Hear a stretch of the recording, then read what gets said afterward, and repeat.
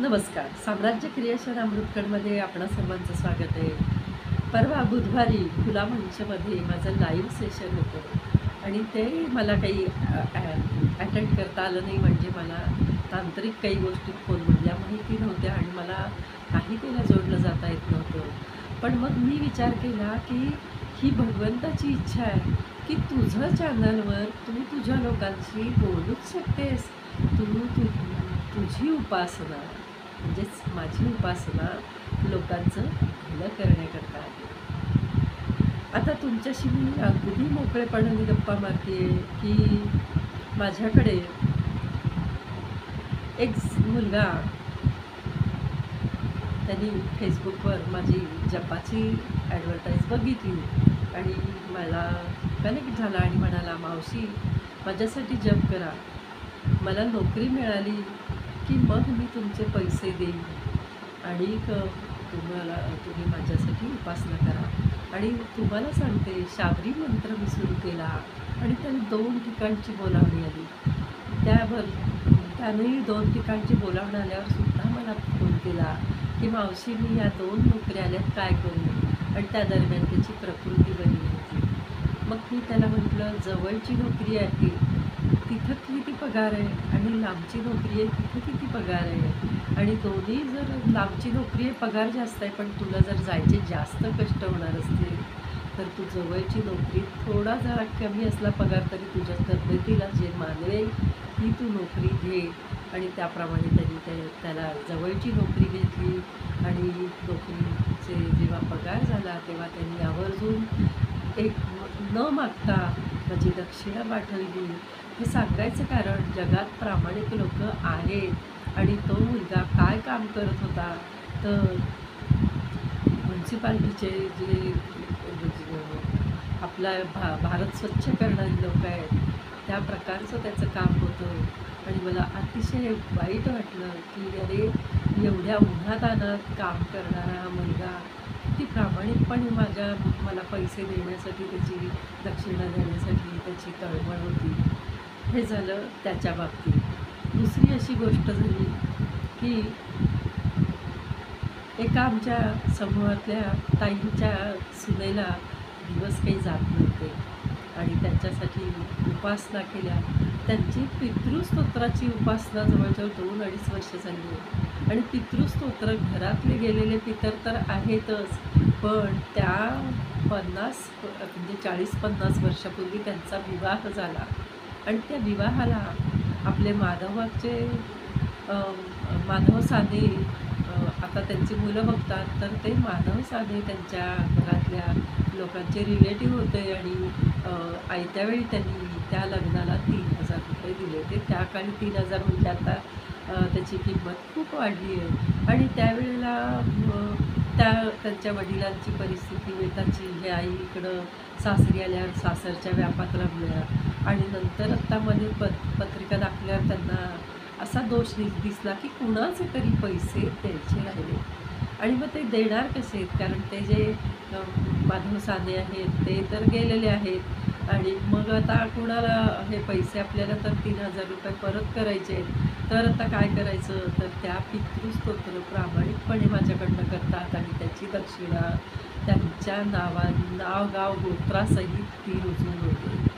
म्हणजे 40-50 वर्षापूर्वीचे 3,000 देणं ते आत्ता मला माझ्याकडनं उपासना करून ते मिळत आहे. किती लोक प्रामाणिक असतात जगात, ही एक गोष्ट झाली. त्यानंतर फेसबुकवर एक गोष्ट माझ्या वाचनात आली आणि तुम्हाला सांगते की ती गोष्ट मला लागू पडते. का लागू पडते, तर त्याच्यामध्ये त्यांनी आपल्याला आपल्या गरजेपुरते जर आपल्याला दक्षिणा मिळाली तर त्यानंतर येणाऱ्या जातकांचे मी कधीकधी निःशुल्क जप करते. कधीकधी त्यांना म्हणते, तुम्हाला जे द्यायचं आहे मनाने ते द्या म्हणते. आणि त्या संदर्भातली एक गोष्ट मला तुम्हाला सांगायची की एक वैद्यबुवा असतात. आज मी तुमच्याशी गप्पाच मारते, त्यामुळं तुम्हाला खूप गोष्टी ऐकायला मिळतील. एक वैद्यबुवा असतात आणि त्यांची अ, घराजवळच त्यांची अ, ते औषधं द्यायचे ते ठिकाण असतं, म्हणजे दवाखाना, वैद्यांचा दवाखाना असतो. आणि त्या वैद्यबाई अ, त्यांना जाताना रोज एक चिठ्ठी द्यायच्या. त्या चिठ्ठीमध्ये आज मला माणसामान काय लागणार आहे, असं त्या चिठ्ठीत लिहिलेलं असायचं, की बुवा मला तांदूळ लागणार आहेत, गूळ लागणार आहेत, डाळ लागणार आहे. हे 4-5 वस्तू लिहिलेल्या असायच्या रोज. जे संपेल ते त्या वैद्यबाई त्यांना लिहून द्यायच्या. आणि त्याप्रमाणे वैद्यबुवा गेले, खिशात ठेवलेली असायची ती चिठ्ठी. ते दवाखान्यात जायचे, दवाखाना स्वच्छ करायचे, धन्वंतरीला दिवा उदबत्ती करून आलेल्या पेशंटला पाहायचे. जे पेशंट आधी यायचे त्यांचे जे काही पैसे जमायचे, ते ज्यांची फी जमायची, ती फी त्यांच्या मिसेसनी दिलेल्या लिस्टच्या सामाना एवढी झाली. समजा ते सामान 700-800 रुपयाचं आहे. त्यांची फी जर 700-800 रुपये त्यांच्या गल्ल्यात तयार झाली, त्यांच्या ड्रॉवरमध्ये तयार झाली, की ते पुढच्या पेशंटचा एकही रुपया घेत नसत. आणि मग असं करता करता त्यांना एक दिवस असं होतं, की त्यांच्या मिसेसनी रोज त्या फक्त या वस्तू आणायच्या आहेत म्हणून लिस्ट दिलेली असायची. आज मात्र वस्तूची लिस्टच्या खाली एक वाक्य होतं, की धनी आपल्या चिमणीचं लग्न ठरलंय आणि तिच्या रुखवताला लागणारे आपल्याला साहित्य आणायचे. त्यांनी ते वाचलं आणि त्याच्या खाली एक नोट लिहिली, की भगवंत समर्थ आहे. आपल्या चिमणीच्या रुखवताची तयारी करायला भगवंत समर्थ आहे. आणि हे वाक्य लिहून पूर्ण होऊन चिठ्ठी खिशात ठेवली वैद्यबुवांनी. आणि काय आश्चर्य, एक गृहस्थ अतिशय खूप मोठ्या गाडीतनं येऊन त्यांच्या दवाखान्यासमोर थांबला, दवाखान्यात आला आणि बसला. वैद्यबुवांचे पेशंट बघून झाले, सगळे पेशंट होतात. ते म्हणतात, की मग यांचा नंबर येतो, जो मोठ्या गाडीतनं आलेला गृहस्थ असतो त्याचा नंबर येतो. आणि वैद्यबुवा म्हणतात, काय हवं आहे तुम्हाला? तुम्ही तर ते म्हणतात, की तुम्ही मला ओळखलं नाही. तर वैद्यबुवा म्हणतात, नाही. मग म्हटले, की तुम्ही तुमच्यासाठी काही वस्तू घेऊन आलो आणि ते आपल्या गाडीतून संपूर्ण साहित्य काढतात, ते त्यांच्या मुलीच्या रुखवताला लागणारं असतं. तर ते त्यांना म्हणतात, की हे एवढं सामान तुम्ही मला का देताय? मी तुमच्यासाठी काय केलं आहे? तेव्हा ते म्हणतात, की 10-15 वर्षापूर्वी याच दवाखान्याच्या दारात माझी गाडी बंद पडली. ऊन रणरणतं होतं. तुम्ही दवाखान्यातले पेशंट बघून झाल्यावर स्वतः छत्री घेऊन आला, माझ्या डोक्यावर छत्री धरली, आपल्या घरी नेऊन मला जेवू घातलं. त्यानंतर त्या दवाखान्यात आल्यानंतर मला असं वाटलं, की तुम्ही माझ्यासाठी एवढं केलं आहे, तर मी तुमच्याकडनं काही औषधं घ्यावी आणि त्याचे पैसे द्यावेत, म्हणजे तुम्हाला काहीतरी कृतज्ञता व्यक्त करता येईल. तर ते म्हणाले, की माझं आजचं कोटा पूर्ण झालेला आहे.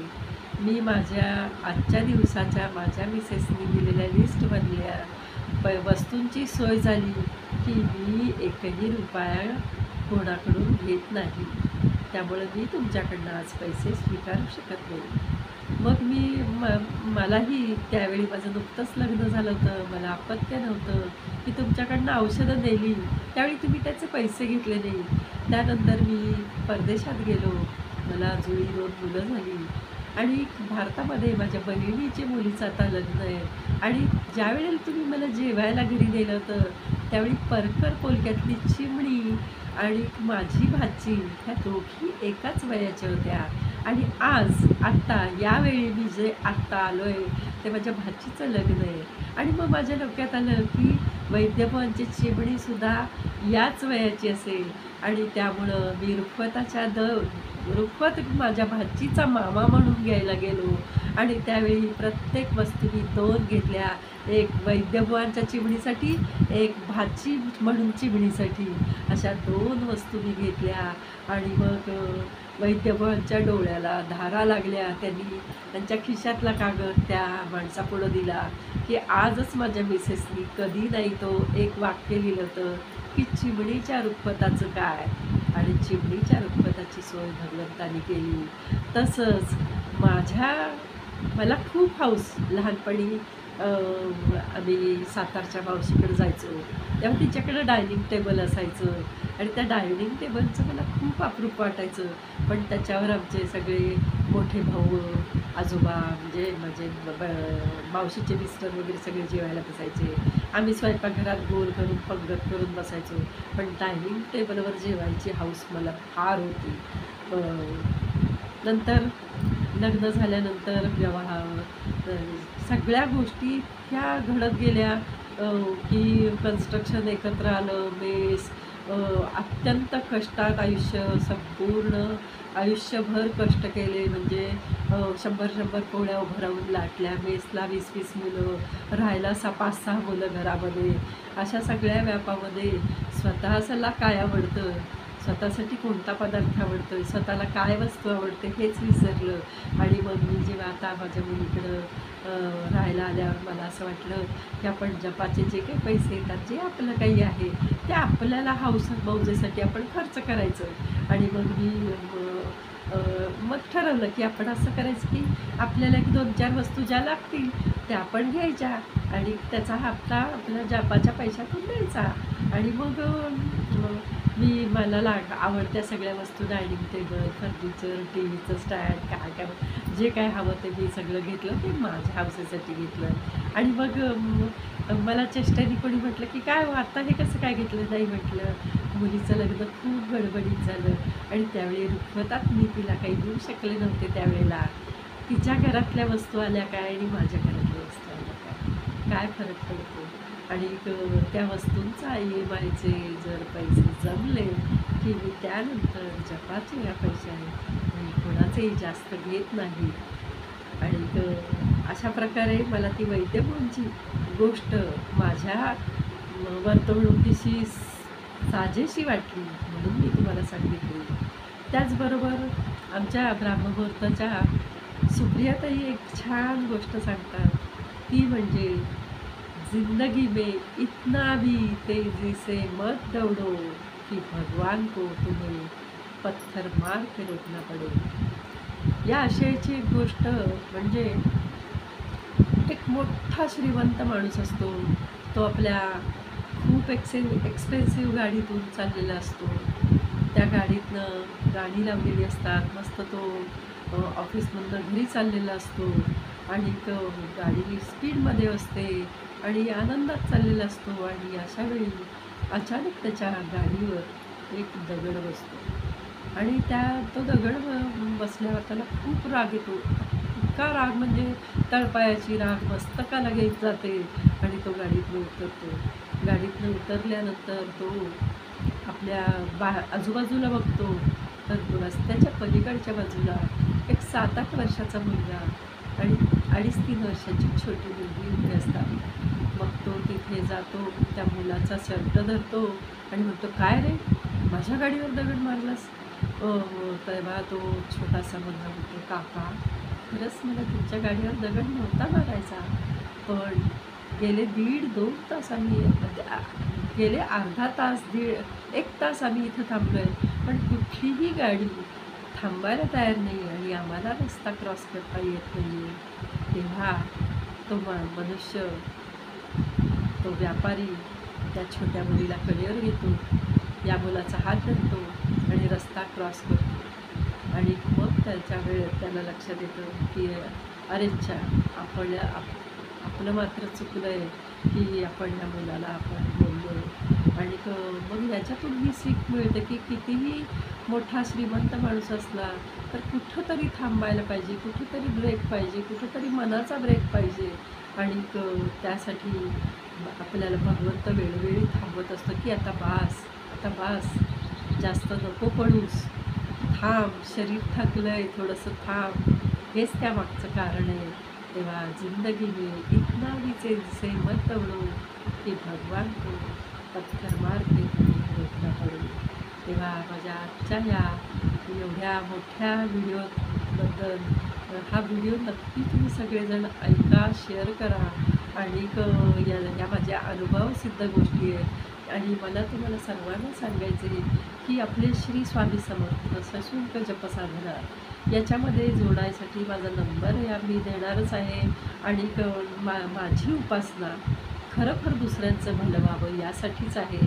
दुसऱ्यांचं भलं व्हावं म्हणूनच माझी ही उपासना आहे. तेव्हा तुम्ही सगळेजण तुमच्या मनात जर काही प्रश्न असाल तर तुम्ही मला वैयक्तिक विचारा.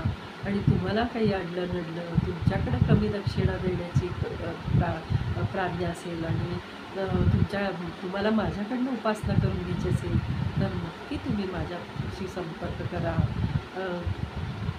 किंवा माझ्याकडून काही चुकून वावगं जर काही बोललं गेलं असेल तर त्याबद्दल मी तुमची अशी तुम्हाला अत्यंत कळकळीने विनंती करते की तुम्ही आपलं समजून घ्या, क्षमा करा.